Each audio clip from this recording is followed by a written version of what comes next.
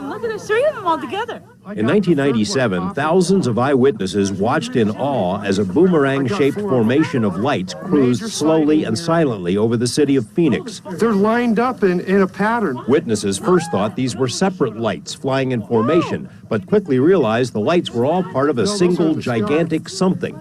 Military officials were asked about the Phoenix lights, but said they hadn't seen anything. Months later, they explained that a National Guard unit had been training with flares near the city. Flares over Phoenix look like this, not like this. The public, in general, didn't buy it. 8 years earlier, the airspace over Belgium was repeatedly violated by huge, unidentified black triangles. 10,000 witnesses saw them. Several were photographed. The Belgian Air Force dispatched F-16s to intercept and destroy the unknown intruders, but the triangles performed maneuvers that seemed virtually impossible. On several occasions, they launched the top-of-the-line military aircraft against these things, and they were left standing. They were left in the dust.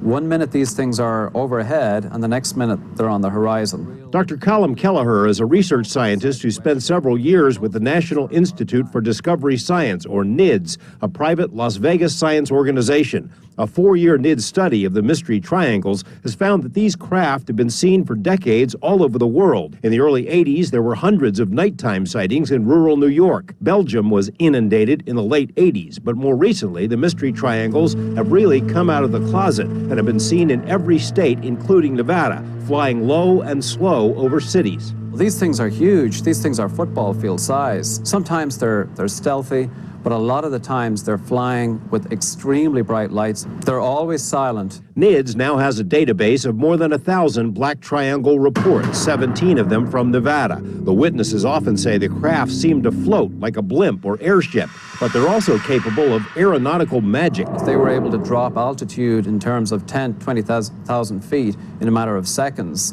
They were able to go from a hovering position to several thousand miles an hour, and this was caught on radar. Then it was heading straight north. Las Vegas journalist Caitlin White was in the backyard of her southeast Las Vegas home last year when she saw a dark behemoth fly over. She drew this picture. It was triangular shaped, and there were rectangular reflectors. There was no interior light coming out of it at all. And by the time it got out of sight, I bet it was 5 to 8 minutes. It was really slow, and I couldn't figure out how it was staying in the air. White called the police, who connected her to Nellis Air Force Base, which is the direction the triangle seemed headed. The man said, I don't want you to talk about this anymore. You're not going to talk about this anymore, and you're going to forget it. And once again, I said, look, Betty, I'm not drinking. I'm not on drugs. Something is headed for your base. And then he got really terse, and he said, ma'am, I'm going to tell you one more time, and this is the last time I'm going to tell you. You will forget what you saw, and you won't tell anybody. And at that point, I was freaked. I didn't know what to do. The frequent proximity of triangle sightings to Air Force bases led NIDS to conclude 2 years ago that the craft must be part of a secret military project. But in the 2 years since, the triangles have become so prevalent over big cities and interstate highways that the theory doesn't fit anymore. Why would unacknowledged aircraft be flying at 500 to 1,000 feet over populated areas?